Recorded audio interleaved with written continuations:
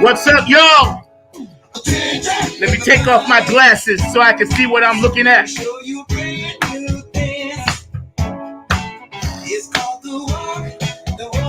Today, Funk from the Front Seat, 9 on the Grind TV, y'all. We have in the house with us some very, very jazzed up funky brothers. Flat 5 is with us today on Funk from the Front Seat.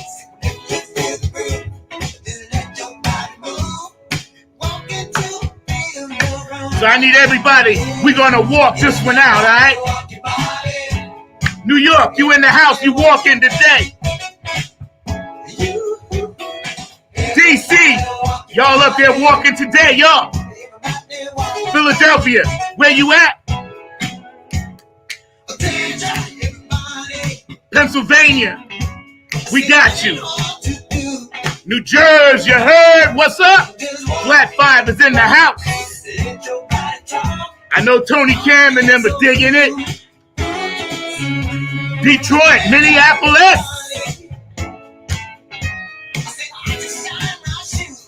Oh, yeah, feeling good, y'all. Clap your hands, Ohio. What's up, Brenda?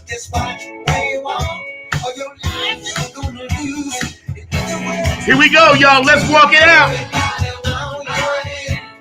Oh, you know what time it is, Georgia.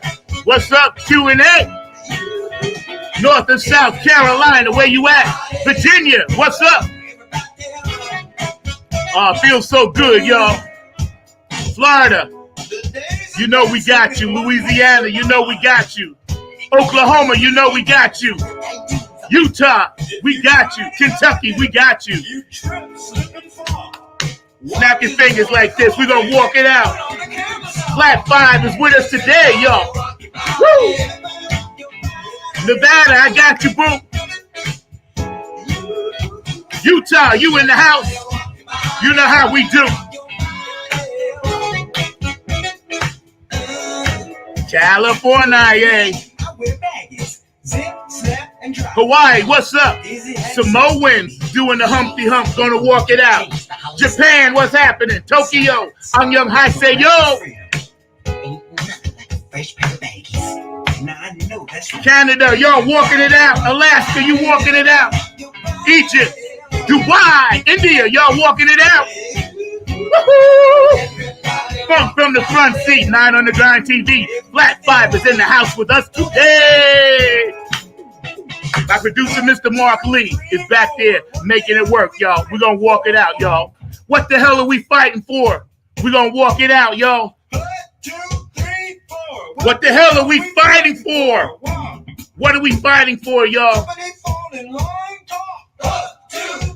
Don't make no sense.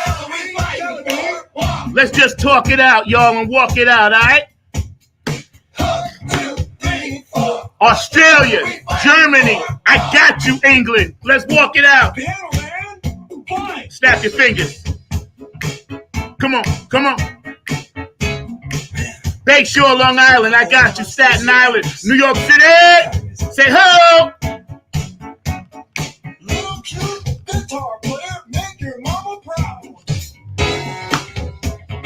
Bringing you in with the time today. What are we fighting for, y'all?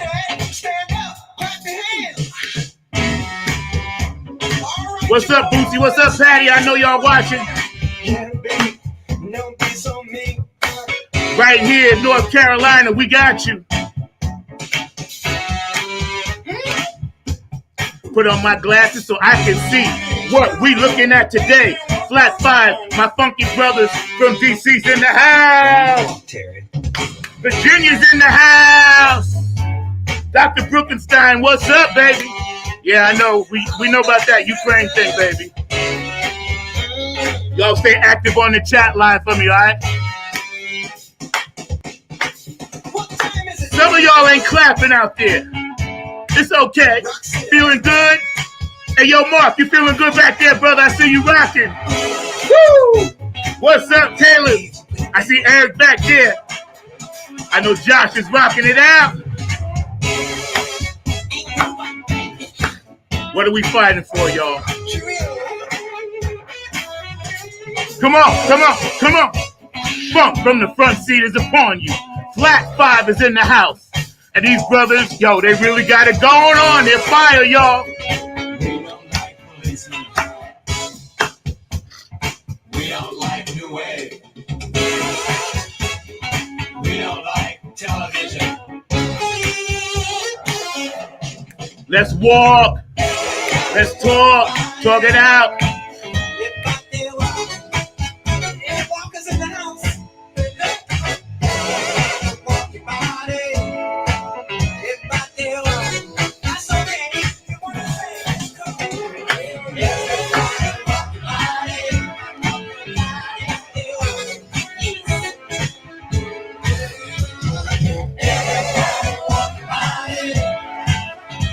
Let's walk it out.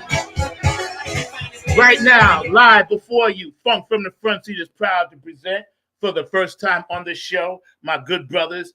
Flat 5 is in the house, so let's bring them in, Mark. How you brothers doing? What's up, Josh? Yo, doing good, Zach. What's up, Eric? How you doing? What's up, Zach? Caleb? What's going on, brother? Hey. I'm all right, man. Forgive me, I'm battling a little sinus trouble here, so forgive me. Welcome to the show. You guys are amazing, and I'm so grateful to have you. Beaming in from Virginia.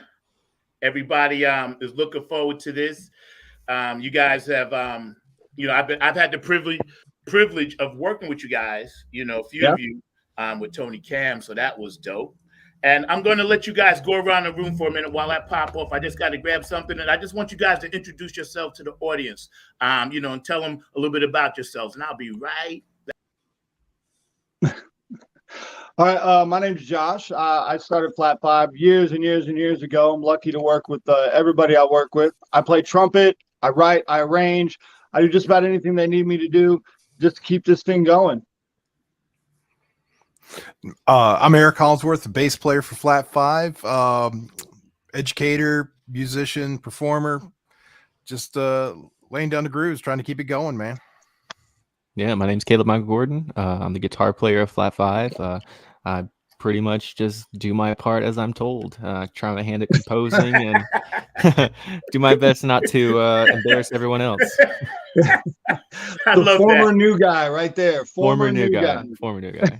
I love that. I love that. Eric. Yo. What's up, brother? Tell me a little bit about yourself, man. Well, I mean, like I said in the intro there, I'm the bass player. I'm a college professor at a couple of local colleges. Okay. Endorsing. I'm sorry. No, that's okay. Endorsing artists for Spectre basses. Just trying to keep it all rolling, bro. Okay, hey, that's what's up, man. Yo, I got to get me one of them endorsements, man. I had to grab some tissue. That's why I popped off for a quick second.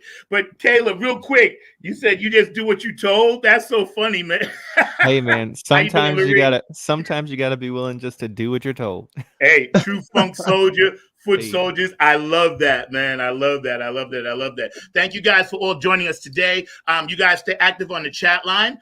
Please support these brothers. They have their own thing popping, and we'll be running some of the information on the bottom. Much shout out to a serious situation. And before we get started, I just want you guys to know we're going to light a candle for all our brothers and sisters over there in Ukraine and all of our soldiers that are, deployed, and family members that have soldiers that may be deployed. So if you're at home right now and you ain't got nothing else to do and you're thinking about Ukraine and you don't know what you can do, light a candle and just simply put it in your house, and just kind of a reminder of the freedoms that we have in this country, why we actually can do shows like this. And I know everybody on the panel feels the same way. So appreciate you guys out there. Y'all stay active. I want to give another shout out to Mr. Mark Lee. Thank you again, Mark, for making this happen, because you're very, very important to this show, and we're going to bring you on later and ask these brothers some questions about what's going on. And forgive me, because I do have severe spring allergies, and it's springtime down here in North Carolina, where the pollen, the yellow stuff or whatever. So please forgive me for that. Flat 5, who is the leader and who actually formed the band? Well, that would be Josh. That would be Josh. So Josh. Yeah, this was my brainchild. Wow, thinking back on it, probably about 2016 now, I guess, maybe 2017, somewhere kind of right in there. Sweet. Yeah, and this all started because I had a lady call me and say, "Hey, can you put a group together to play a wedding reception?"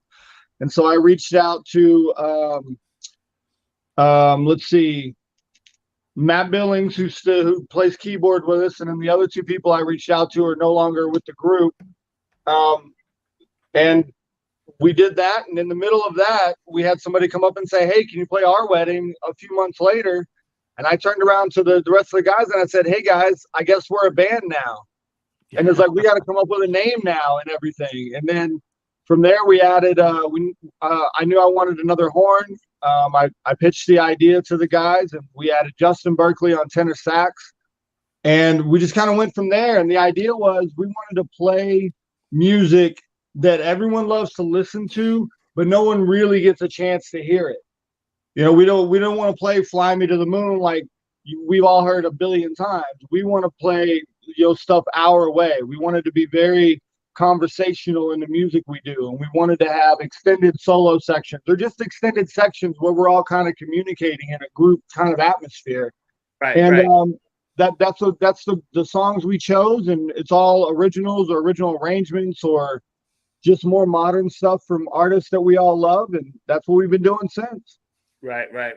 You know, the name Flat Five, when we were talking about it that night at Tony Cam's New Year's ball, and we were hanging out, I was very curious, and that's why I said, "Listen, let's just book a date right now." You know, because when as a musician, when we think of flat, we think of like flat sharps and everything. And since you guys are like a horn thing, when you got into that wedding thing, did you ever think that you'd still be doing it today? And anybody can jump in, feel free. Well, and that's the thing with a lot of, we call them throw together bands. It's like you call guys that around town. It's like, "Hey man, I got this gig. I need a piano player. I need 2 horns. I need a drummer." You start making calls, and most of the times these are one-off things, or it's like, "All right, the next time there's a throw together or somebody's got a restaurant gig or whatever, give me a call."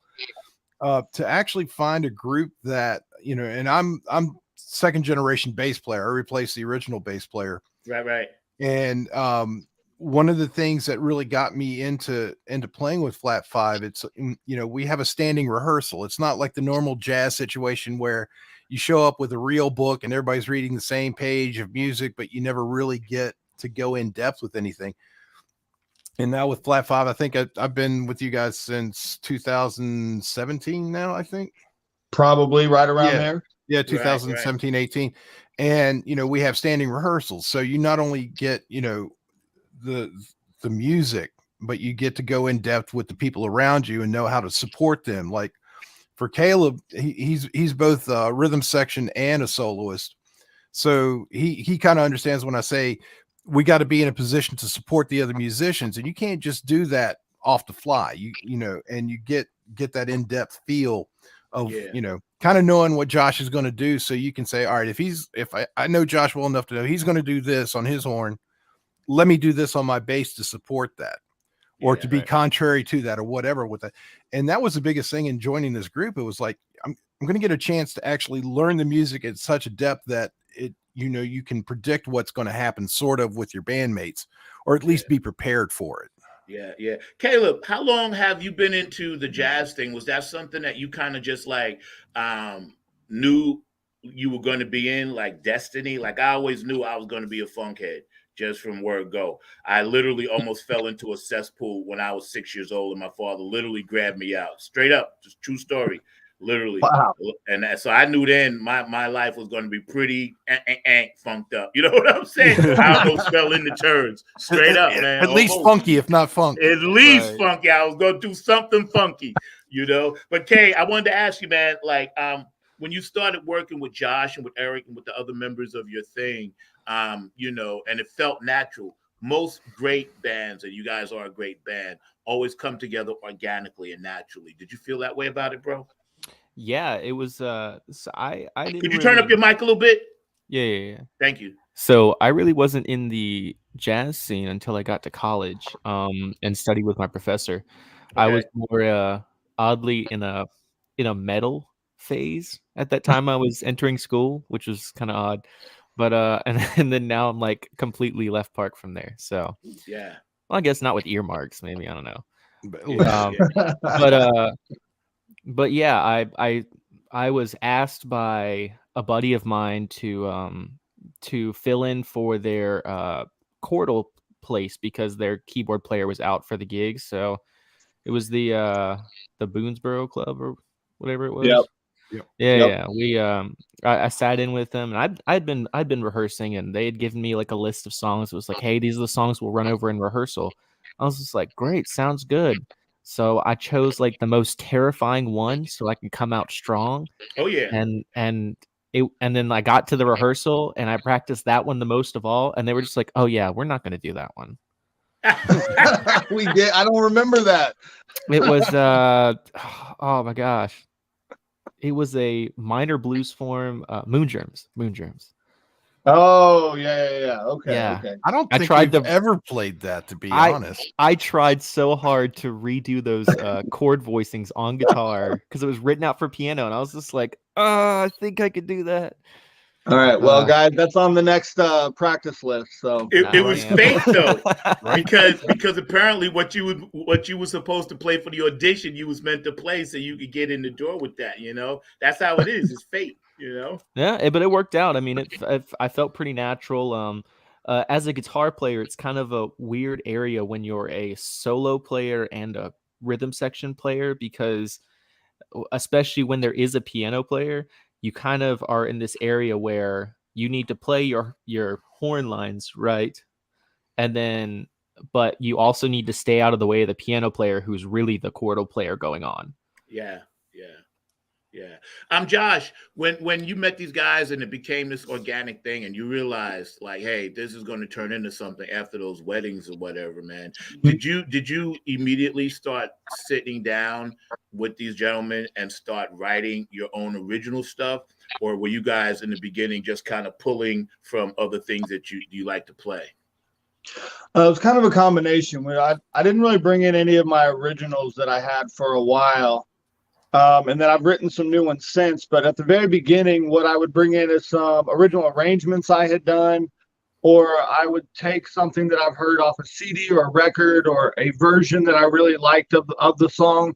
And then I would either kind of transcribe or kind of, come up with a sheet for us to follow on that arrangement, or maybe something I already had. And we started like that. So there were original arrangements and original treatments of tunes, but no original material at the beginning. And we just kind of kept going with that for a while. A lot of the stuff that I brought in was from artists that, unless you're a big jazz guy, you may not recognize. So, they weren't originals by any means, but because these artists aren't as familiar to most people, they felt like originals to the audience. You know what I mean? Yeah.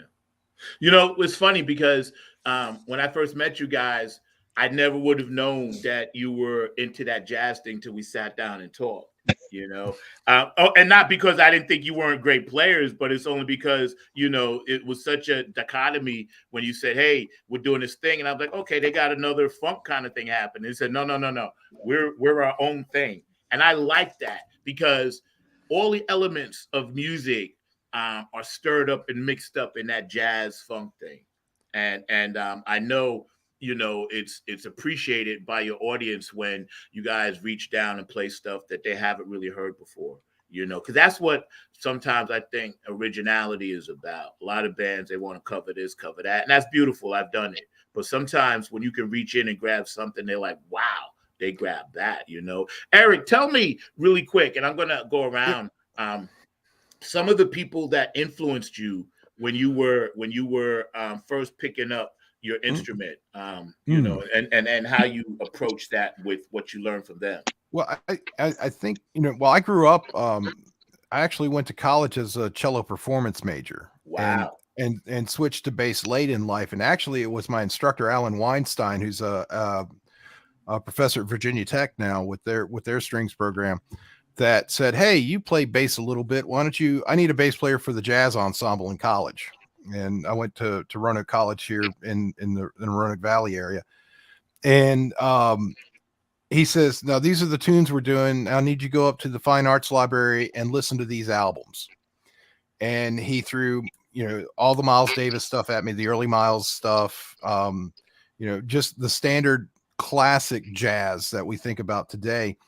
And, and it's impossible because these guys had so many bass players and so many different things. It became less about specific people and more about a specific sound. Yeah. It's like, I like that sound, I like this sound. And then my sound kind of meld into that. Now, as I've gotten older and have become more of a student of it, I mean, we all have our favorites, and for me, probably the most influential was Jaco Pastorius. And Jaco, God, yes. And it changed my life when I was in college, and then it keeps changing my life on and on and on, and going deeper into that. And there's a lot of guys that play in different genres that, like, Bootsy's a big influence on me. Big fan of Bootsy, but I'm also a big fan of Oteil Burnbridge, who played with the Allman Brothers, plays with the Grateful Dead now, but had a jazz. It was Oteil and the Peacemakers, and it was freeform jazz. And I saw him, in my 20s, and I was just like, fell in love with his playing. So, and I think, Josh and I have talked about this a bunch. It's like, it's great to have all these people that influence you, but I don't think you attain your position as a musician till you say, yeah, I don't sound like anybody else. I sound like me. Amen. And that's been my goal the last like 10 years. Yeah. Amen. It's like, all right, yeah, I sort of sound like this guy, sort of sound like that guy, but it's my sound. Yeah. We're hanging out today, Funk from the Front Seat, 9 on the Grind TV. You guys, please stay active on the chat line. Go support these brothers. Their information's at the bottom. And they're going to be back on the show many, many times. I'm going to make sure of that. And we get them on and we start vibing. We pulled up one of your videos that we're going to show in a little bit, and it's something that Tony Cam actually shot. And it was in 2018 at the Encore Lounge. So you guys can tell us the name of that in a bit, but not right now. We're going to hold off on that a little bit and tease people. Yes, we are going to show some of their stuff, but we're going to tease you first. So you guys are hanging out and you're making this great music, and everybody is vibing. It's organic, and you're playing this stuff. And all of a sudden, I don't know how you knew Tony or met Tony. But tell us just a little bit about how you guys crossed paths. Well, I think I'm probably the first one to cross paths with Tony as far as the music side of things. Actually, our old bass player, his name's Alex Gross. He was playing with Tony Cam and the Funk All Stars at the very beginning, and he reached out to me and was like, "Hey, man, Tony needs a trumpet player. Do you want to come do this?" And I said, "Hey, I'll come to a rehearsal and we'll see what's going on." And I showed up to a rehearsal and played through some stuff. And he asked me if I wanted to be a part of the group. I said, sure. And I was a part of the initial group for a very long time. And then took about a year off, I guess, maybe. And then when Flat Five was doing our stint at the Encore Lounge, he came up to me before we started one day and said, "Hey, I need a couple horn players for this and this." Said, "Do you want to come in and play?" I said, "Sure, I'll do it." And I honestly, when he asked me to come back and play, I thought it was just for like 2-3 shows, it needed me to fill in or whatever. And then, after the first 2 shows, he was like, "All right, man, now next is this and this and this," and just started talking about all these other gigs. I was like, "Okay, I guess I'm back in. Let's do this." And then I've been in there ever since. Yeah. That's a good thing, man. Tony Cam and his family, they're good people, him and Jackie. So, Caleb, and getting back to something that Eric said that I wanted to touch base on about finding your own voice, in jazz, that's got to be a more, like, I don't want to say difficult, but just a more intricate kind of climb. It's easy to find a voice in the pop thing, whatever, or, even funk, trying to find your own voice is kind of like the jazz thing where so many funk bands sound alike, but to have that uniqueness and still keep all the elements of funk is the challenge, and I applaud you for that, Eric and Caleb and Josh, for keeping your voice and keeping it real, as we say in the street, you know what I'm saying? So jazz is kind of this melting pot, it takes you in all directions. It takes you, and this is true. I have not listened to any of your music, So it's going to be just as much of a pleasurable surprise to me as it is to my audience. It's true. I purposely do that sometimes, so it's fresh, spontaneous on the show. So true story, I have not listened to any of your music. It takes us into places, spaces, and times, right? Now, here we are, post-COVID. We all suffer from some of that hangover stuff, and we keep it real, peace, love, and harmony here on the show. Where do you see, and I'll ask this to Caleb, where do you see this type of style in music going forward? Like, do you see it exploding, or do you see it still kind of hovering where it was? Where do you actually see it going? Yeah, I've had a lot of conversations about that in college, especially as a jazz major when I was before I graduated, because I am graduated now. But being in a school where the program wasn't very big, but we were all focusing on being the best musicians we could be. And the pitch was, everybody said this, like, oh, well, you should be going to Nashville. I was just like, no, I should not be going to Nashville. No offense to Nashville. It's just not the scene for me. So, but there was a lot of people who always stated that at times that jazz was a quote unquote like a dying music. Yeah. And that really isn't the case. It's more of a more of a rebirth in its sense. It keeps taking from other genres and transforming into newer versions of what it is, but it's still at the root. It's still jazz. It's still harmonic exploration. It's still, taking, the best musicians that there are, and they're not trying to attempt to be someone else. They're trying to show that they have capabilities of using their own voice on their instrument, and they have the ability to, even at the point they're still trying to, at some way top each other, saying it's just like, oh, well, you just played this line. Well, watch me play this line in all 12 keys, and then also let me play it faster. Yeah. It's funny, and I hear this a lot, and this bothers me because it's not true at all. And I know you guys have heard this 1,000 times, jazz musicians are snobs. Everybody always says that. We are, but I mean, my fiance would say I'm a snob. Right. No. Yes. And see, I understand it because I'm a funk snob. So yes, yeah. I'm a snob. I'm gonna look down at you if you ain't doing it right. But jazz musicians are just so deep. You guys are deep into your thing. People can't, they don't know how to relate to you. Like, if you take the average listener, and Josh, you can answer, jump in on this, and all you guys can, and they're walking by a place and they hear, like, say, a pop song over here, I Will Survive. And then over here, they hear, Dizzy Gillespie. Their mind can't comprehend that. So, yeah. Like, to them, you guys are like, hey, you're playing over our head. But to you guys, we're like, listen, we're just a voice. Try to listen to it and sit down. There's no lights, no explosions, no girl shaking it. It's just the purest form of music. Would you like to speak to that, Josh? You're only right. If he shakes it. Like that. That's me imitating the girls. I don't think I told you. I make you laugh. Over top. Oh Lord! I don't think jazz is always playing over people's heads. I really don't. Especially nowadays. But I definitely think it can. That's true.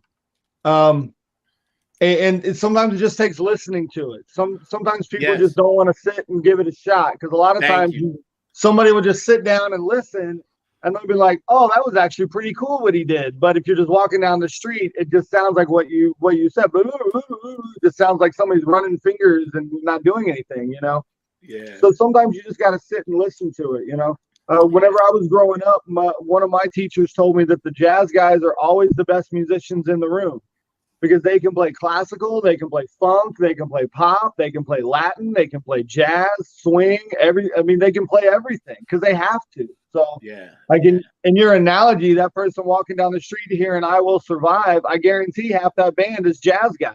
Oh, yeah. Getting a pop gig. That's what right. they're doing. That's right. The bass player, that bass line on that song, Kevin It's and I fat. talk about it. It's You know, fat. Anthony Jackson, he never plays the same thing twice, and Nope. it fits in that pocket. If you It- really listen to that, and this comes from Kevin Harrington, my friend, we talk about that all the time. That bass pocket Anthony Jackson it's did on that huge. song It's is huge. dope.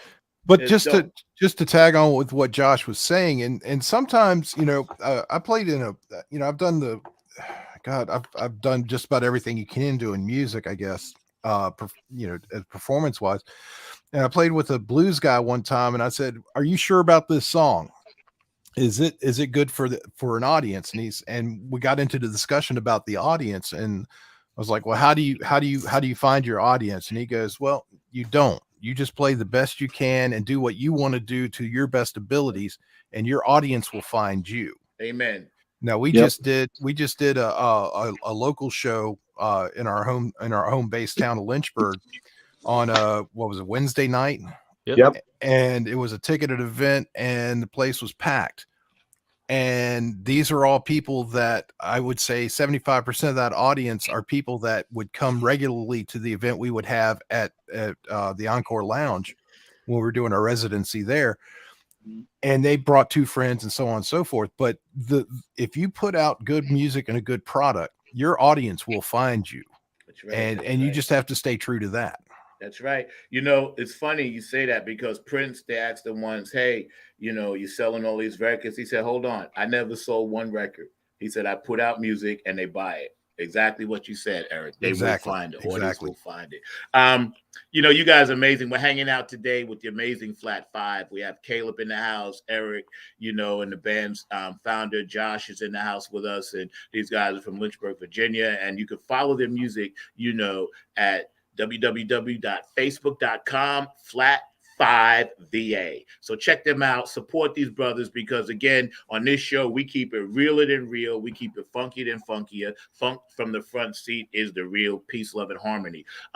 Before we run our P-Funk commercial and just give a shout out to some of our sponsors, I wanted to go around and you guys can jump in on this.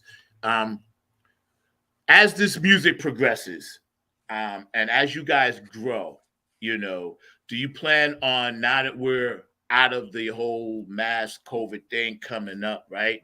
Do you plan on just blowing this up even bigger with some other jazz groups and connecting like that? Because everybody seems to be doing that connecting thing now with gigs and networking and stuff. Tell us a little bit about that. Well, I mean, that's something that, you know, we would love to do. I mean, we have a lot of plans that we've talked about, especially now that, you know, COVID's getting towards the end of things and gigs are opening up. We're able to do a lot more.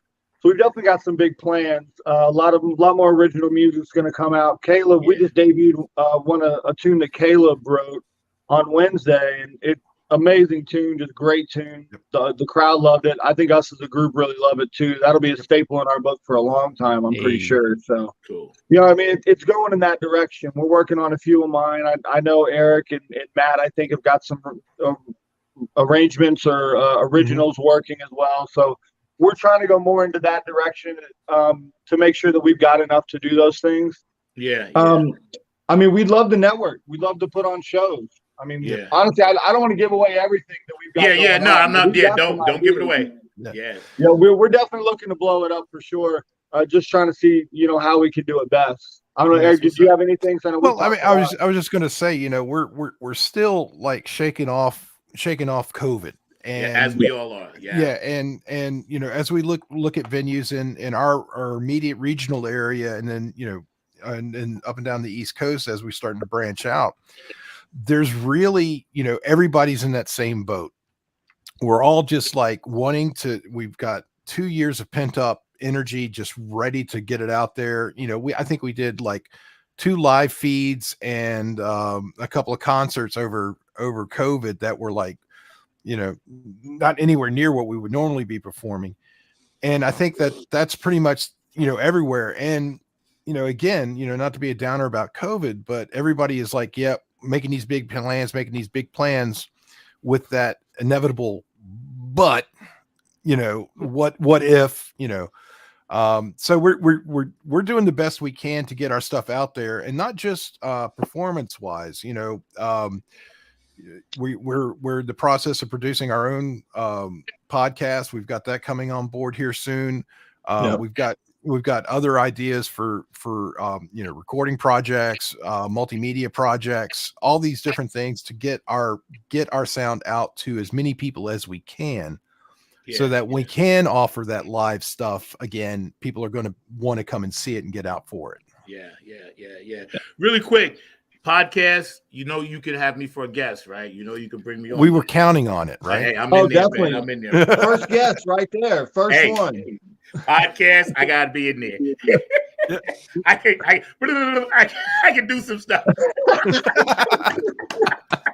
We'll get you doing some scat singing. Hey, man, I can do you know what I'm saying? There you go. It's our next hit.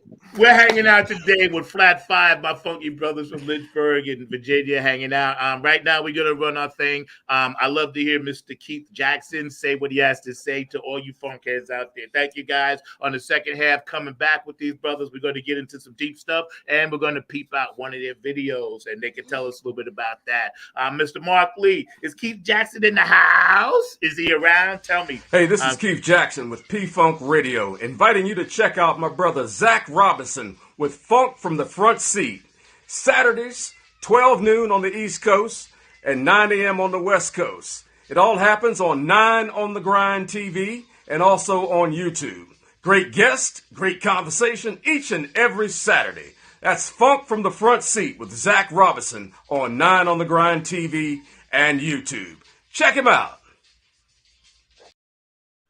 Thank you, Keith. I love you for that. And in keeping with that, Keith Jackson, JTRP, P-Funk Radio, Gabe, Larry Funkster Jones, Bootsy and Patty, thank you so much. HJ Entertainment and Kane and Jams, I love y'all both. Thank you for being on my management team. Tony Cam, of course, boom, you in the house, Napier Funk Army. Oak City Music Collective, my man Diego. I don't know how he puts up with me. He's my little brother, but he does. Afterglow 92416, Q&A Entertainment out of Atlanta. Dr. Brookenstein, always there, always making my website funky and shining. Love Tea, Excess Energy Drinks. And Miss Pat and Curtis Wilcox and George DeFunk Vinci. I love you guys. Thank you for all the beautiful artwork, and thank you for the logos and all that good stuff that we keep it rolling. And most of all, every single fan that tunes in on this show, whether you watch the reruns on YouTube or whether you're live with us now, we appreciate you guys. We love you guys. And we did not forget about our beautiful brothers and sisters going off to war. Light a candle for them and all the brothers and sisters over there dealing with Russia and all that stuff. It's on our minds, but we still have to keep things moving over here. So we love you guys. And if you're out there and you have a family member or you are from Ukraine, just know that our hearts are heavy and our hearts are with you. We're hanging out back on the second part of the show with my boys Flat Five, and they're in the house and we're talking. And Caleb, I believe I was getting ready to ask you the same question that I asked Eric about like the music and what's going on with it. And let me ask you, because of the digital age that we're in, and because of the Spotify numbers and the iHeart radios and all of the digital information that we now have to take our analog music, and dump it down to digital, are you finding that jazz is still maintaining its level as far as popularity? Because I know you can find anything anywhere, but I know for the funk, a lot of the funk heads were just now easing into the digital age over the last 10 years. And I want to know if it's the same for the jazz thing, Caleb. It definitely takes a knowledge of who's out there playing. And as you continue to listen to certain records, you hear new players and then you go check out their album. Then someone else is on their album, so you go check out their stuff. And that's kind of how it's going. I wouldn't say it's as easy as the kind of, I'll probably say, and I hope there's no backlash on this. Man, it's your show.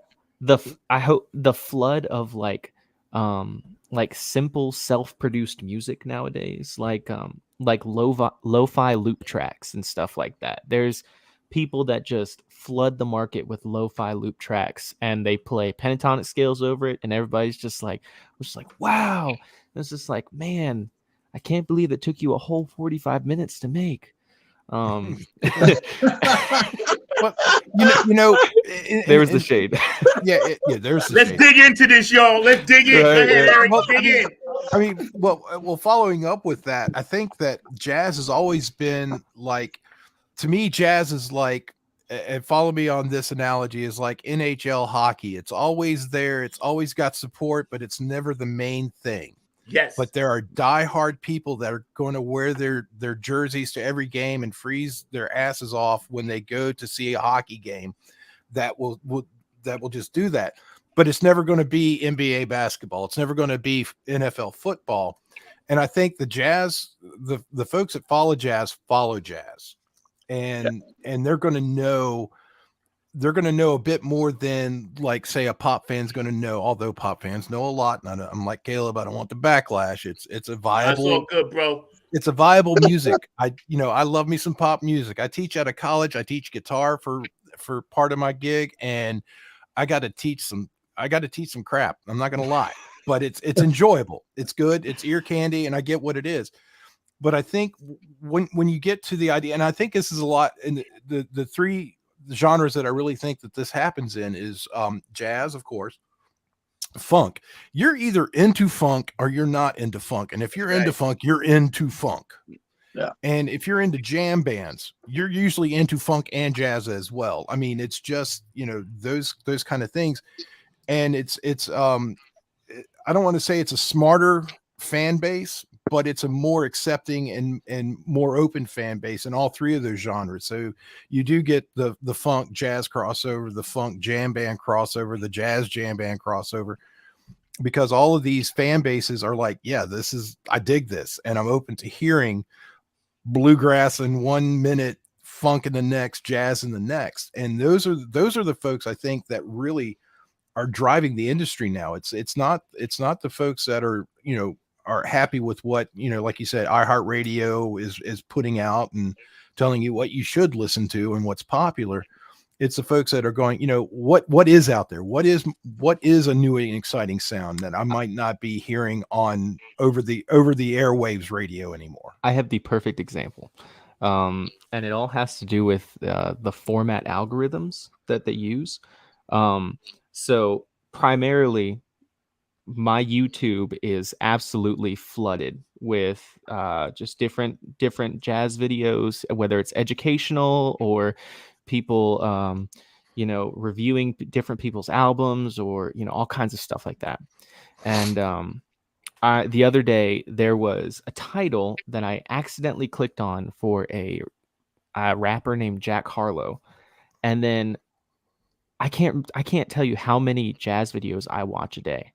And then all of a sudden my YouTube had 14 suggested videos from one video that I accidentally clicked. And it's just like, this algorithm's kind of funny. Yeah. But the thing is, it will take you 4 or 5 clicks on something else to clear that algorithm. You got to go Correct. back and just Yeah. say, hey, I would rather listen to this 4 or 5 times. It's the same way with Spotify. You click on one song wrong, and all of a sudden I'm listening to, girl rock punk, which is great, but not my thing. Yeah. Eric, Eric brought up something that was really important, and so did Caleb. When it comes to making music, the process, like you guys have studied, in the dog years, you've studied centuries to learn and hone your craft. I appreciate that. And again, I have 2 daughters, 17, 14, whatever, and they're both old school. They know about albums. They know who, like, Ma Rainey is. They go that far back. But now, I used to teach at the School of Rock, right? And I always wanted people to know the history of what it was they were learning, and that's why we're learning this James Jamerson bass line or something, right? So, Josh, my question, I guess, is, or statement rather, and you can elaborate on it, is because things are so easy now for the youngsters to do, I notice that people from other countries appreciate our born jazz. Not everybody, more so than we do. And it's kind of coming back. Like Caleb said, it's kind of coming back. Do you find that to be true? Yeah, I do. And one thing, you talked about history in jazz, you have to know your history. You have to respect your elders. You have to respect what came before you. I mean, you just have to. If you don't, I mean, you're picked out and called out like real quick. You know, Yeah.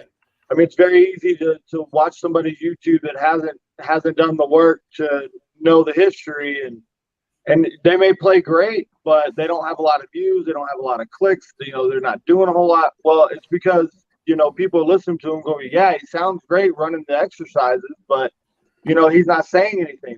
Where's the classic language that he's using? You know, where is all that? I know that's a big thing right there. I think that with the digital age coming, with YouTube and people being able to do things just on their computer at home and record at home and all that stuff, and it's so easy to do nowadays, I think you're finding more and more people jumping into it. But only the ones that are good at it, I guess. And for me, and this is just how I view music in general, for me, the people I love to listen to, whether it's pop or bluegrass or jam bands or jazz or anything, I want a genuine performance. Yes. That's it. And you can pick out, you know, technically amazing and enjoy that on a level, but it's not something that you're going to put on every day, you know. Like we've talked about Desert Island, you know, albums, you know, however many times. It's a common thing that we'll all talk about at times. And like Kind of Blue is an album for me that is just amazing, you know, and it's one of those historical albums everybody needs to listen to, everybody needs to own and hear and try to understand. And that's one of those, it has one of those big things in there. It's a very genuine album from the first note to the last note. Every note played is completely and utterly genuine. And that's one of the reasons, among others, why that album's real great. And that's just one example of, I could probably give you 50 different records to go check out just based on them being genuine in their performance alone. But I think that's really what separates everything. Yeah, you're right about that. Speaking of performance, do you guys mind if we cue up that video? My amazing producer, Mr. Mark Lee, and you can tell us the title because we were looking for the title, couldn't quite find it. But my audience out there, I want you guys to really dig in on this. And if you got headphones or crank your shit up, because you know how we do here on Funk from the Front Seat. I want you guys to really hear, because I played with some of these brothers, and let me tell you something. It's worth it. So, you know, we're going to support their music. We're going to support whatever they do on this show. These guys are family now. Everybody that comes on my show, we put our arms around them. You guys are now part of the Funk from the Front Seat family. Right on. You know, so we're going to make this happen in a big way as much as we can here for what you guys represent. So, Mr. Mark Lee, if you are ready, sir, you can bring it on up. And let's get jazzed out. The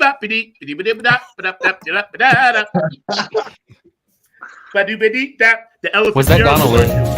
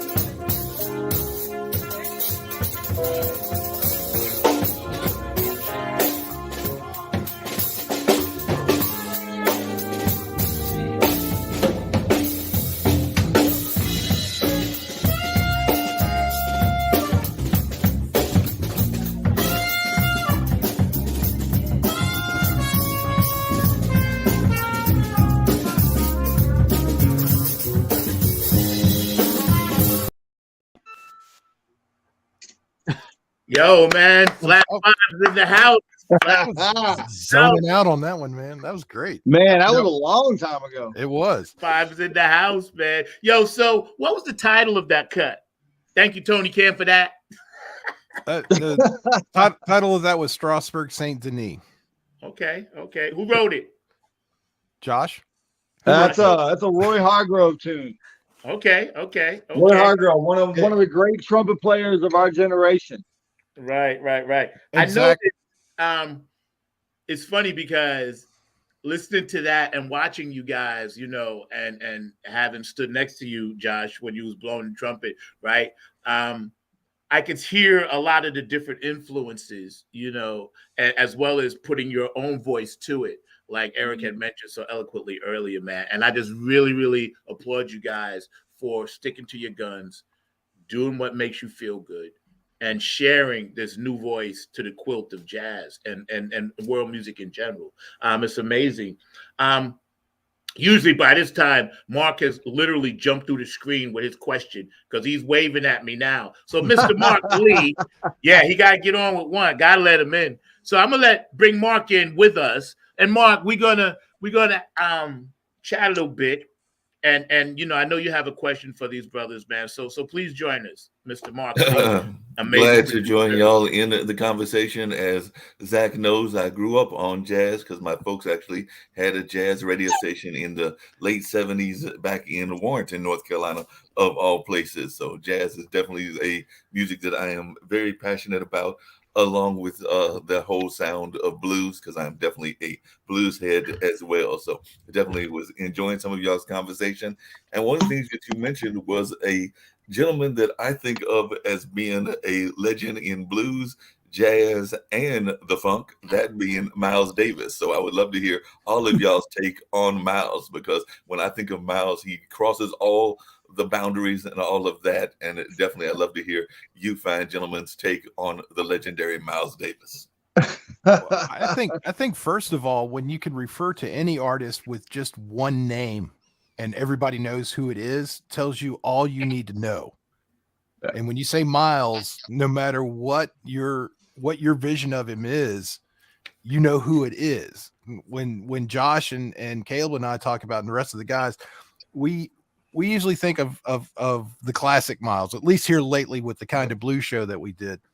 But when you start talking about Bitches Brew and some of the later stuff, and when you get into that funk crossover stuff, I mean, he redefined himself. And I hate to make this kind of parallel, but it's sort of like Madonna. She never goes away. She just reinvents herself. And Miles is the same way. It was like Miles never went away. He just figured out a better way to do what needed to be done in the time. Yeah. Yo, you named your son Miles, Josh? I did. My son's name is Miles, and my daughter's name is Ella, after Ella Fitzgerald. Now, see, don't get much better than that. Yeah, exactly. See, that's dope. I literally wanted to name my first daughter Stevelyn after Stevie Wonder. A lot of people don't know his real name is Stevelyn Morris. Yeah. And Yep. she let me. So we ended up with Taylor Mackay. But yeah, I wanted to name her Stevelyn in the worst way. So thank God you were able to do that. Yo, Mark, kick it, man. Yeah, but I'd love to hear Caleb's thoughts about it as well, because actually Eric just mentioned it. I know a lot of times when people think of Miles, they think of the older Miles, and definitely there's that whole conversation around the difference between smooth jazz and some of the more traditional jazz. So I'd love to hear your take on that as a student, because that sometimes becomes a whole discussion. I've got friends that are diehard smooth jazz folks and some that are diehard mainstream, and sometimes they don't always see eye to eye. So as a young student, I'd love to hear. I was going to bring that up. We're going to get into that. Kenny G versus Grover. Go ahead. No. All right, yeah. So Miles was the definition of just revamping his sound. He probably, and Josh can correct me on this if I'm wrong, but out of all of the musicians, he probably had the longest stint where he was constantly at the top. He was always, like, every time something got close to changing, he was already on top of it. He was already adjusting his sound to new instruments.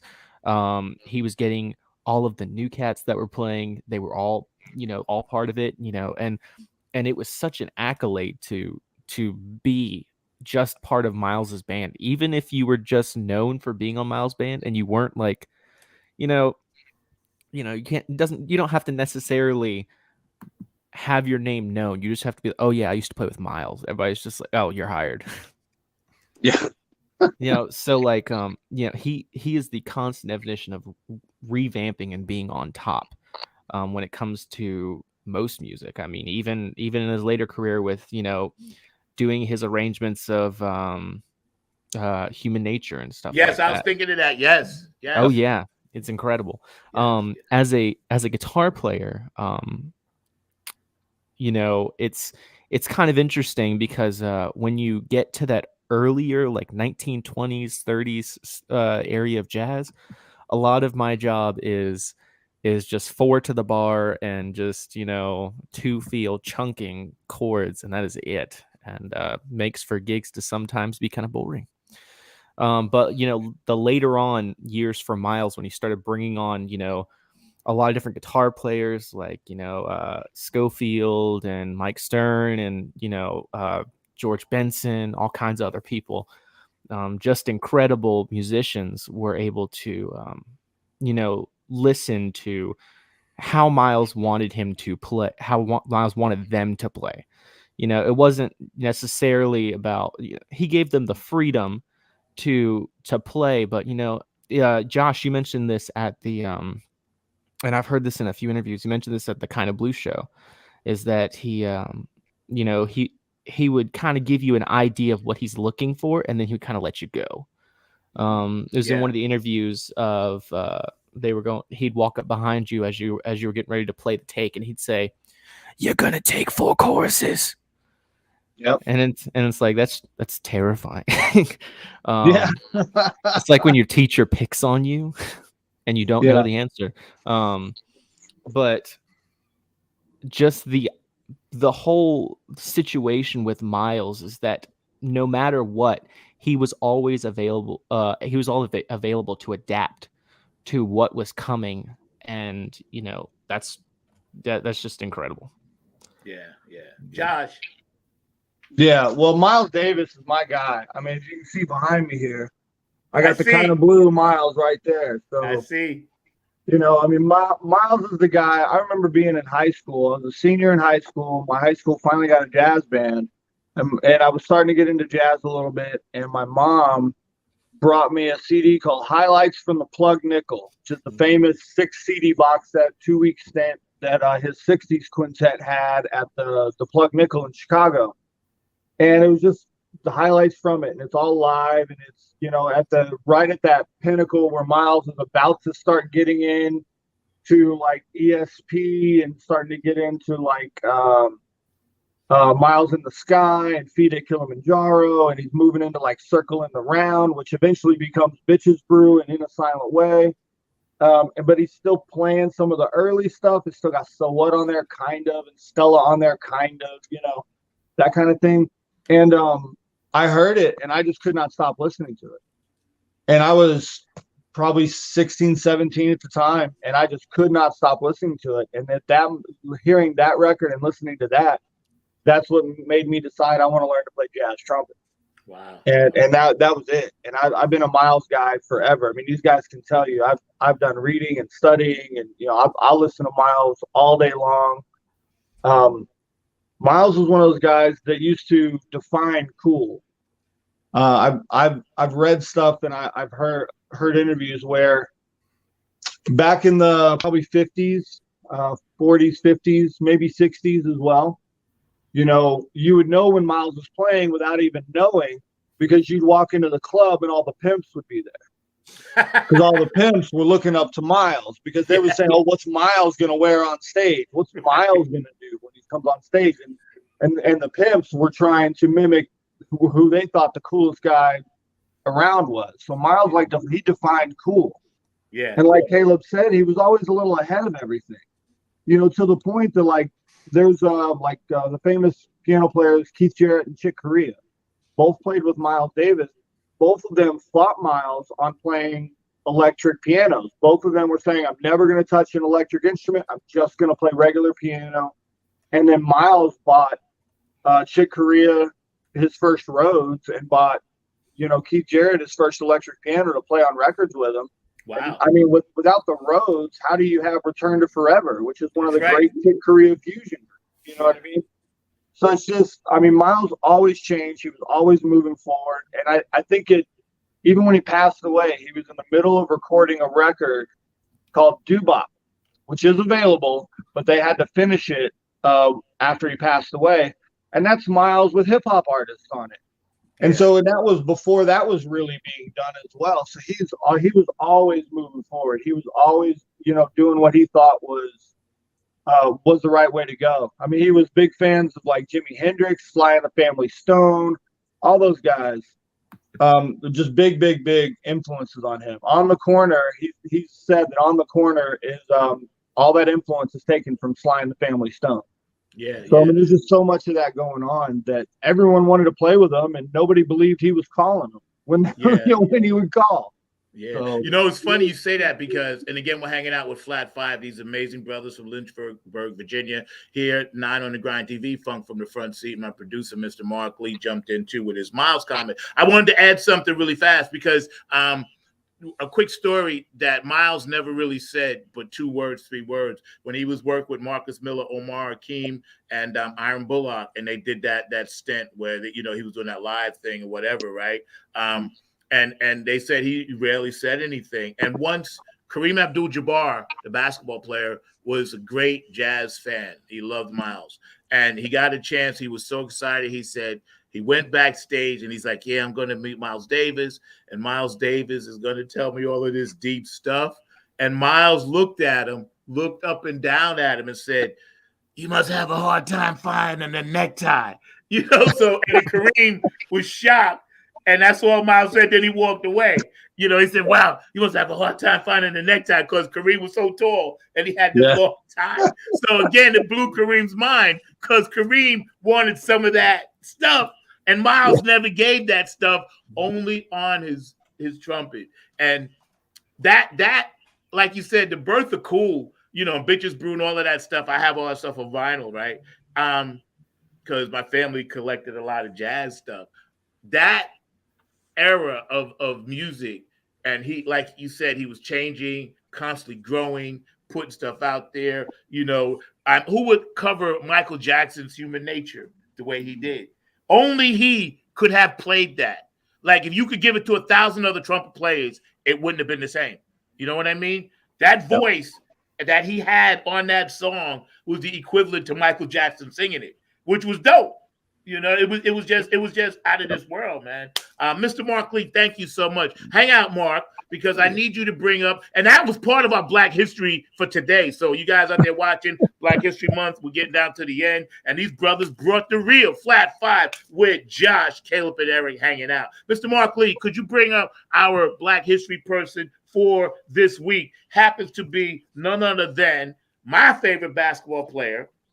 And you guys, I want you to elaborate on this a little bit. I think he's way too low on the scale, but the amazing, phenomenal, air walking, flying, touching the top of the backboard, dunking, Dr. J. Julius Winfield Irving II. Now, every week we do something on Black history, Native American history. Look at that man dunking on Bird and McHale. So again, Dr. J was born February 22nd, 1950. 6'7". He played small forward. His nicknames were the Doctor, Dr. J, and he got his nickname from playing in the Rucker League in New York, the best league. Everybody knows about the Rucker. Everybody plays there. He has, some children that, got into the game or whatever. Dr. J also was responsible for the NBA today. And I'll tell my audience why. When the ABA had their thing and the NBA had their thing, the NBA wanted the most exciting player on the planet, who happened to be Dr. J, that played in the ABA. So the NBA forced a merger, and they wanted some teams from the ABA, the Nets, They wanted, I believe, Denver Nuggets. They wanted the San Antonio Spurs, and they wanted the Indiana Pacers. They wanted those 4 teams. They wanted those 4 teams because they wanted to get Dr. J.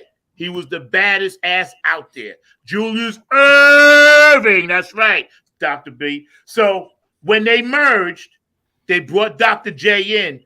They also, and a lot of people that aren't NBA historians don't know this, they also brought with them from the ABA the free-flowing game that you see now and the three-point line, because the three-point line was not in the NBA. So Dr. J is responsible, in essence, for the Steph Currys of the world, because he would be playing if there wasn't no three-point line. So we need to give kudos. They had Dr. J so far down, I almost busted my TV. Dr. J is a top 5 basketball player in the history of basketball. He has over 30,000 points if you combine his ABA and NBA record. Only about 4 other players have that many points over Dr. J. So for all you haters out there that forgot about Julius Winfield Irving II, Dr. J is the man. And I'll leave it open to my panel for a few minutes. I think that I might be the oldest one here of the Flat 5 group to actually see him play live on TV. No, I'm pretty sure I'm older than you. Yeah, right. Whatever. Again, I saw him at the end of his career play live on TV. But I'll say it again. When you talk about anybody and you can say a one-word name, Dr. J, and everybody know. Yes! That's what you needed. And I'm of that. They call it the golden era, the pre-Jordan NBA, when Michael and Bird and Magic saved the game. Right. And I'm like, no, they didn't. They just took off where the Doc left off. Thank you. He was the most exciting person to play. And you watch the dunk contest that he was in, and you look at the stars of the day, go, oh my God. You know that's the right man. No, I agree with Eric wholeheartedly. I mean, Dr. J created a lot of what we see out of Jordan and just a lot of, the way basketball is played nowadays. I mean, just all sorts of different offenses and defenses and everything came, and then just individual moves. I mean, I don't know where he ranks in the top 50 or top 100, but I mean, it sounds like it is way, way, way too low. Bro, it was ridiculous. It was ridiculous. Well, I mean, look at this. What is one of Michael Jordan's most famous dunk moves? It's a rock a baby, right? Who did that first? Who took one from the foul line first? Dr. J. Exactly. And they all looked up there. Michael says he looked up to Dr. J. Magic Johnson wore number 32 because Dr. J wore 32 in the ABA. All of these guys looked up to that man. And the young people today don't know how devastating he is. For you young people out there, Google the Dr. J story and you'll see what I'm talking about. He's dunking on Kareem right there in the All-Star game. That's right. Great picture, Mark. Yeah, that was a dunk on Kareem, and I had to find that one and put that up there. Yes. And everything, because that was truly amazing. As you know, because I've talked about it several times, I went to school with Doc Rivers, the current coach of the 76ers. Oh, wow. And the reason he named himself Doc Rivers is because he was a fan of Dr. J and was definitely a major fan and still considers himself a fan of that player. So he has definitely been a person that has had a lot of folks following in his footsteps that are trying to live up to his greatness, whether they're in the coaching ranks or whether they're players or whatever. So I don't know how he can't be in, like you said, the top 5 or something along those lines. As a matter of fact, I think one of the pictures, and I can't remember if it's one that I put in this particular folder and everything, is one of him actually doing the ABA days, doing a double dunk. So he was actually dunking with 2 balls, and both of the balls went in the air and were slammed into the hoop and all of that. So that was truly an amazing one as well. So like I said, he was just a truly astounding player. And, he was also, as we were talking about earlier, passed on some of those genes to other family members because he has a daughter that is a truly amazing tennis player, or is actually top ranked and all of that. So he is truly all-star and deserves to be much higher in the rankings than he is given. Now, Mark, you can hang out with us for a minute if you want, but I got to tell these guys this. We're gonna segue into something that most people don't know. Oh, there he is, Irving. I love it, man. I love this guy. Here's the thing. Look at that. Dr. J had the movie A Fish Called Wanda first. He had the first sneaker store. He had the first big sneaker contract with Converse and then Pony. Dr. J, we salute you. Our Black History moment for this week. Thank you, Mark. You can pull him down now. A lot of people don't know that Grover Washington, and I was going to get into this Grover, and Josh, I'm going to bring it back to you. Grover and the Kenny G thing, because there's a lot of hate on Kenny G, which I don't hate on Kenny G, but I know he took some of Grover's stuff. But I love what he did. We'll hate on him for you. That's okay. We'll hate on him for you. I won't. But see, I knew. I got stories. I felt it. Here's the thing. Grover Washington wrote a song for Dr. J called Let It Flow. And if you look that up, that's Grover's way of paying tribute, because Dr. J was Grover Washington's favorite basketball player, and Grover Washington was Dr. J's favorite horn player. So he wrote that song called Let It Flow. If you guys out there watching the audience, pull up Let It Flow, Grover Washington, and you'll see what I'm talking about. Mark, jump back in a little while later, all right? Because now I'm going to turn it back over to Josh. Thank you, Mark, amazing producer. And y'all can check out his shows, Online Dinner Party, and everything else that Mark does. We're hanging out with Flat Five. It's such a great honor and a tribute, and I'm honored, and it's a pleasure to have you guys. Josh. Yeah. Grover versus Kenny. Give it to me. And peel back the layers. Well, I'm going to start with Grover because that's a short one. Grover was one of the early guys to start doing kind of what we call smooth jazz now. But Grover really wasn't doing smooth jazz as we know it now. He was doing more of a funky kind of thing. He was embracing more of the hip-hop pop side of the world with a lot of what he was doing. So it was more funk, groove, and he was trying to play more melodies and stuff. So there's a lot of really good Grover stuff out there. There's a lot of it. But a lot of what he did kind of started off in what we kind of now know as smooth jazz. There's a lot of smooth jazz artists that can really play. And, I mean, for whatever reason, individually they decided, to go the smooth jazz route, and there's nothing wrong with that if that's what they want to do, I personally, something I've always said, and I'm gonna be like Caleb. Hopefully, I don't get too much backlash on this, but nah, man, it's your show. I don't understand spending 10,000 hours and going to college and doing all this stuff and getting all these degrees just to play 6 notes for the rest of your life on a record. Got him. I mean, that gets tough. I mean, I'm just like, you paid a lot of money for those 6 notes. So I'm gonna jump in on this one. I'm gonna jump in on this one, John. All right, I got. Here's the problem. Here's the problem with us blowing up. I'm gonna let it go. Here's the problem with letting it out like that, though. I agree wholeheartedly with you, but the man is selling albums. There is people are. You're exactly right. We were talking about it earlier. He's not selling anything. People are buying his stuff. No, you're exactly right. And I've got friends that will joke about it, and we joke with a buddy of ours that sits in when we need an alto full-time player for our kind of blues show. Yeah. And Graham Harris, big shout out to Biggin. And we'll give him crap about sounding like Kenny G, or you're going to pick more than seven notes to play. But like it or not, you look at the album sales, and oh no, I know. And it's no knock on what people like or what people's taste are. I think for Kenny G, he was in the right place at the right time with the right people. Yes. And the right station came along. Right. Smooth jazz. Yep. And he had that one hit that everybody could get behind because it was almost jazz. Almost. And then the repercussions are there.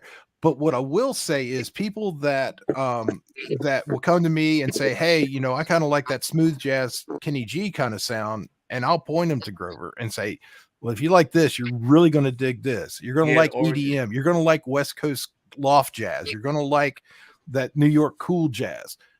Go a little deeper. And this kind of ties back into the Dr. J thing. we were talking about how Michael looked up to him, how Doc Rivers looked up to him. We have to do that too in musicians. It's like we find these guys like Kenny G. Okay, who did he listen to? Who did he listen to? And go back generationally to what these people are listening to. Amen.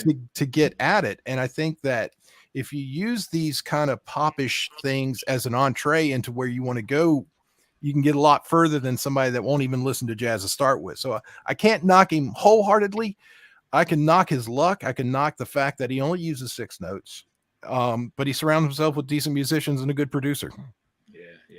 Yeah. Agreed. Well, like Kenny G started off, one of his big gigs was Jeff Lorber. Yes.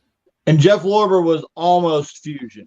He was one of those guys. Jeff Lorber put out some really good records. And then Yes, he did. He put out some that in my personal opinion were not very good. But no knock on Jeff Lorber or anything like that. I'm not knocking anybody. But he was the sax player on Jeff's early stuff. And he didn't go by Kenny G. He went by his last name, which is Gorlick. So it's Kenny Gorlick. And I actually met a couple people years ago, I'm not going to name them, that told me that they used to come in after Kenny would lay everything down and go in there with Jeff, and they would re-record Kenny's parts because Kenny wasn't playing them. So a lot of that stuff you hear on the album is not Kenny playing. So he moves on, and I know I haven't seen the documentary yet, so I kind of wish that Justin was on with us today, because I know he watched it out of curiosity and he would know more about this than I would. But apparently, there's things like Kenny goes into the recording studio and picks individual notes and says, okay, I like these 4, but I don't like this. And so then he'll record from there on. Okay, I like these 3, but I don't like this. And, that's great to do if you're maybe doing a composition, or if you're, like a pop record. A lot of pop records will do that. It just depends on what you're going for. But for me, calling him jazz is not it, because jazz is all about, like I said earlier, being genuine, but it's also all about being spontaneous and having conversations and things not being the same every time you hear them, and having that conversation with your people. And so I'm not going to play the same solo every time I play the same song, so like we go into the recording studio and we record a song, we record a solo. If my solo sucks, the only option that I potentially have is to maybe play another whole solo over top of it, but we're not going to pick notes out and pick and choose and add this and add that and add that. We're not going to do that. It's going to be a genuine improvised performance, because that's a huge part of jazz. Yeah, it So- is. Yeah, it is. Caleb. And that's just a little about my feelings on Kenny G. Awesome. Jump in there, Caleb. Yeah, I mean, I am not a huge Kenny G fan. I'm not too big on the smooth jazz vibe. I mean, there's some great players, and I won't, because at some point it's about taking the gig that's offered, and I can tell you that I've played plenty of gigs that I absolutely despise. Not Flat Five, of course. I kind of know. I think I know which gigs you're talking about. Yeah, maybe a couple of those. But I mean, I've taken some gigs that I just can't stand to play, but it's the fact that they're paying and it's a little bit exposure, so like, it's worth putting in the time. And there are some people who play on these records and on like live performances with Kenny G and stuff like that there are incredible players, but it's like when you go to and I use this analogy with pop music too. It's like when you go to an IHOP and they give you the kids menu and they give you 2, like an orange and a blue crayon, and you can't color anything with just orange and blue, but that's what they give you. And Kenny G, at that point is, specifically going through and, he's giving you an orange and a blue crayon, and he's saying, and then he smiles at you, winks, and says, "There you go, jazz." Mark has a great story. Yeah, Mr. I'll go Lee. share that story really quickly and everything. When I was at Marquette, the college that I went to and everything, I actually had the pleasure of interviewing Jeff Lorber, because they were performing Jeff Lorber Fusion with Kenny Gorlick, as you just said earlier, and they were performing at one of our student centers. I think it was actually the main theater. So they asked me if I could come and do the interview. So I did the interview, and they were some of the coolest cats that I had ever met as a young person that had come from a jazz station, as I alluded to earlier. But I just remember even to this day that after the interview, they were like, and before the interview even got started, and I remember I was like 19 or 20 at the time, they were like, oh, we want you to have like a couple of drinks with us before we even start having the interview and all of that. So they knew that they were at a drinking school, that being Milwaukee and everything. And they were definitely trying to get me a little bit on the intoxicated side and all of that. So definitely they were a little bit too cool in that cool set and all of that. But I do remember that interview. Wish that I could find a copy of it. So if anybody got connections to Marquette, I'll have to find them and see if they can get the copy of that article. But they talked a lot about the difference between jazz and the styles of jazz at that time. That was actually what our whole interview was about. And I was actually going to ask Caleb really quickly, two things, and I'll make them very quick, is there are two great cultural arts centers here that I think I would love to have y'all come and have connections to. One is the Hayti Heritage Center, where I work at, and everything is one of the places I work at. And I'd love to see y'all hopefully get a chance to come and perform there. And then a good friend of mine, John Brown, does the Open Jazz Jam over there at Duke. So if you haven't had a chance to come down there, I'm hoping that y'all will get a chance to come and perform there, because I've known John for a while. But my question for Caleb, as he is a guitar player, is another legend. I'd love to hear his take on Wes Montgomery, because Wes Montgomery is also an innovator that did some innovative styles. Wes is the man, hands down. He was like the Miles for guitar. He was always able to adapt to every sound. I mean, I think out of all of the records, like the one that I was probably introduced early in my picking up on jazz was because I still am a Beatles fan. I mean, and he had a record where he went through and played some of the Beatles songs, and I was just like, what even is this? He's playing it on just guitar, and just his whole technique was incredible. How he kind of went in between the whole octaves, and on his thumb he had a corn on there, so that way he could have the soft sound, and then if he needed a pick he could use the corn. There it is. And it's just incredible on what he could accomplish with that. I mean, I can say that even going back a little bit further, Joe Pass was used a lot of finger style and finger picking on classical style, which I can't even fathom getting my fingers to alternate that quickly. But if you listen to his solos and you go back and watch some of the videos, just the dexterity he had to have for pushing through some of these solos with just finger picking, or with Wes using octaves and corn, and using just the corn and the thumb and everything, that he was able to keep up with what he was doing, and then following along with players with like Wynton Kelly. Jazz is always about a balance. Like, you don't want to be the worst player on the stage, which true. Sometimes I feel like I am, but you don't want to be the worst player on stage. So whenever you have that balance of players on your bandstand, and then you sit there and someone plays a solo, and you just hear them blow it out of the water, you're just like, oh damn, I got to go back and play another solo and try to top it. I mean, when you go back and listen through these records, like, Wes is an incredible player. He adapted, he moved through styles, but he didn't really compromise his sound. He didn't change his sound too much from what it was, and he was still, even Miles changed his sound a bit, as he went through, with the different horns and the different kind of styles. But Wes was always playing the big box. That's right. And everything. Right. He was always doing the octaves, and it just carried over. Yep. I would like to jump in real quick. We got about 10 minutes left. We've been hanging out with these amazing gentlemen, spiritual people. They're very much into their craft. They're excellent at what they do. Flat Five out of Lynchburg, Virginia. And you guys have been amazing. Thank you. But I want to just add something really quick. I saw this Wes Montgomery documentary, and he did, because I'm old enough to remember, he did, the song Wendy, Do You Know the Way to San Jose? This guy was taking movie scores and doing what Caleb just said. And the only pushback that he did get was some jazz purists because they said he was selling out.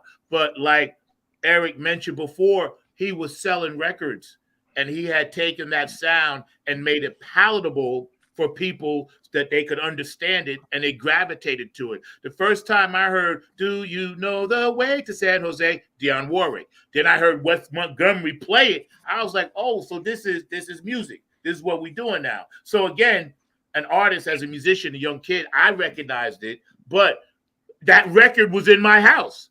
You know what I'm saying? Right. Dionne Warwick's version and Wes Montgomery's version. So Caleb, to wrap up what you said, and you guys have been amazing, Josh and Eric, that palatable sound is an amazing, powerful thing that a lot of times musicians have. And I just wanted to elaborate on that. We got about 10 minutes left. We've been hanging out with Flat Five. I'm going to give you guys the full screen. I usually go around, and I'll bring Mark back to ask his one last question. Then I'll ask my last question. Then we're going to get out of here. It's been a great show. So, Mr. Mark Lee, you have one quickie for them as a group before we get out of here? I do really quickly, and doing my research and everything, I saw that they were fans of another person that I'm a big admirer of. So I'm actually going to toss this one to Eric. I'd love to hear his thoughts about the legendary Charles Mingus. A freight train. That man is a freight train. His playing is just so powerful. And as an upright player, and looking at the time that he was recording and performing, just the sheer power that he had, and an instrument that's not very loud when you're putting it up against horns, it was amazing. But I think Mingus is more important as a composer than as a performer. I mean, there are better bass players, and he'll admit it. There are better bass players even that were his contemporaries. But there ain't nobody writing like him. There's nobody arranging like him. There's nobody that would take a genre that was, up until that point, you had a big band sound that was very swing, and then you had the small combo, like we think about Dizzy and Miles as they grew forward. And then all of a sudden Mingus comes along and says, nope, we're going to play jazz like a small combo, but we're going to have a big band, and you're going to like it, or we're just going to run you over with it. It doesn't matter. Either way, you're going to move to it. Yeah. And I think his importance is less as a bass player and more as a composition guy. Thanks, Mark. I appreciate you, man. My question to the panel, and thank you guys, have been amazing. It's an amazing show. We got a lot of comments, and you'll see more as people go back and watch this show. I want to make sure that our audience knows we're about peace, love, and harmony, and you guys are part of the Funk from the Front Seat family now. So we're going to have you back as much as you want. I'll see you at Thanksgiving. So yeah, right. First, I want to right. And next time, Tony Camps and bring the girls. I ain't forget that. Right.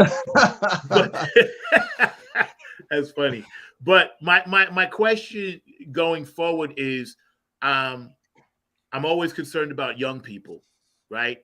And I'm going to let you guys go one at a time. I'm going to pop off and let you guys answer it, and I'll come back. If you wanted to talk to the young people out there about getting into this specific genre and how to ease into it without getting discouraged, just elaborate on that a little bit and talk to our young people out there. Thank you. Yeah, you want to go ahead and go first, Caleb? Yeah, I've got Since you are a young person, go ahead. I know, right? So I'll go ahead and say that now that I'm graduated, I did go to a school that was primarily started as a worship program. And I can't tell you how many people I know there that are worship majors.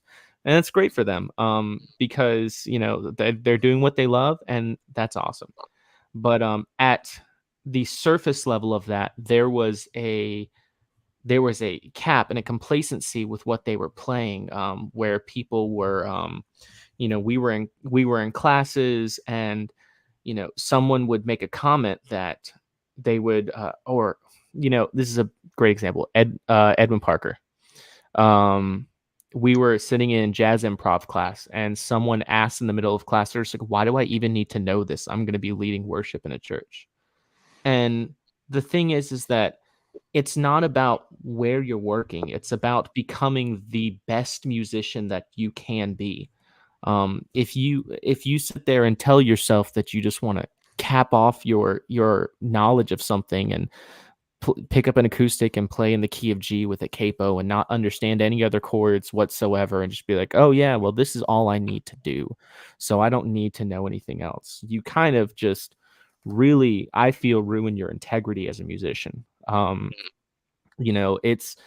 It's kind of difficult when you deal with those kinds of people that really pick and choose what's important that they learn, rather than saying, okay, great, I know how to analyze a Bach concerto.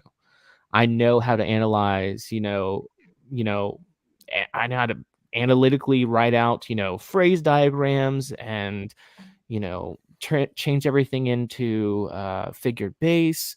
That's great. But like, it gets down to the point where you sit there and say, all right, great, I don't need to know this. I just need to know where to put the capo on my guitar. And I'm a very big, I'm against capos. All of my students that I teach, I tell them, they're just like, can I just use, no, you can't use this capo. You can use this capo to hold open the book.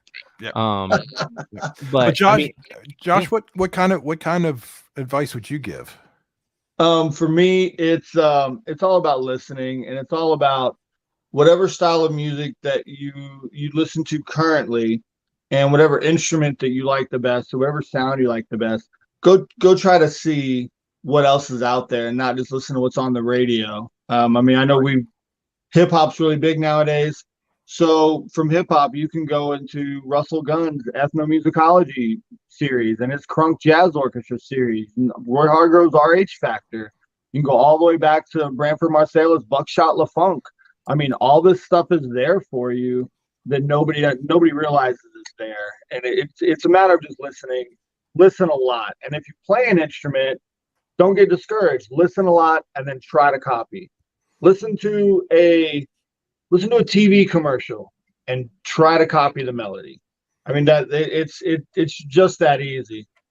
First and foremost, though, it's real easy to get overwhelmed with jazz in general when you're starting to try to learn it. Right. Just have fun with it. Have fun with it. Listen to one record for a year if that record speaks to you, and then see if you can pick out the quotes by Dexter and find their records, and then start that way. That's how I started. I saw who was playing on the Miles Davis record, and then I went and found other records with these people on there, and then went from there. And now it's, I've heard, I don't know how many different CDs. Yeah. Well, I would say, for me, it's, I was blessed early on in my career as a performer to find older performers that were willing to work with me. And, I think Caleb is sort of that example we've got going on now, him being way younger than anybody in the band. What? But it's you do gain like knowledge that you can't gain anywhere else by, and it's not just on stage. It's like how to handle yourself as a pro, when to show up, what to say to the wait staff, what to say to the manager, how do you interact with the audience once you're at your break or afterwards, all these little things, almost like a stagecraft kind of thing, where you don't get that from your educators in college. I didn't learn how to talk to a waitress about how to get drinks for the band until an old guy said, hey, you just go up, say something nice to the lady, and she's going to bring you drinks all night long. I promise. That stuff you don't learn in the college classes. So that's true. And if you want any advice individually, if anybody wants something, just find us on Facebook, hit us up, send us a message. I answer it. All of us will answer it. I can get any answer you need. Just feel free to hit us up and interact with us. Yep. Yo, I got to tell you, this has been an amazing show. I am blessed and honored to have Flat Five with us today. Hanging out with Josh, Eric, and Caleb. And thank you to my producer, Mr. Mark Lee. Thank you for everybody watching out there. And again, look these brothers up on Facebook, follow them. And they also play with Tony Cam and the Funk All-Stars. And, you know, I'm actually going to have them on some of my stuff, but they don't know it yet. I'm going to make that work. So this is how I put people on the spot. I announced stuff on the show, so you can't say no. In honor of the man we was talking about, Bertha the Cool. We getting ready to get out of here with some funk, with some Slave, but I'm gonna put on the coolest shades I got. You guys stick around. Thank you. It's been an amazing show. I appreciate everybody out there. And let's get out of here. Funk from the Front Seat, 9 on the Grind TV. We're always here every Saturday, 12 p.m. Eastern Standard Time. So let's get out of here with Just a Touch of Love, y'all. That's what we need around the world, right? Yeah. Pittsburgh, Virginia. Man, You in the house? Let's get it. Ohio. What's up, Brenda? Strong Island. Come on in, Mark, and party with us. I need everybody out there to clap your hands like this. Man, that song needs some horns. There you go. Bay Shore, Long Island, I love you. New York City, Staten Island, Brooklyn, Queens, the Bronx, stay safe. Delaware, I got you. New Jersey, Georgia, I got you. Just a touch of love, y'all. Detroit, Minneapolis, up in the front seat, I got you. Canada. What can you buy with $1 US? We got you. We got you. We got you. Just a touch of love. I love y'all out there. Y'all have a great, great rest of your day. Enjoy yourselves. Stay safe. And to all the people over there in the Ukraine, I want you to know we light the candle, and we got you in our conscious mind and in our hearts. And for all our brothers and sisters over there that are going to like try to help these people, you know, we dig what you're doing.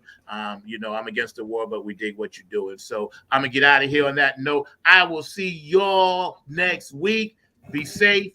Have a good time today and do your thing. Dr. Brookenstein, I got you, bro. Love y'all, man. Peace out. Go. We out.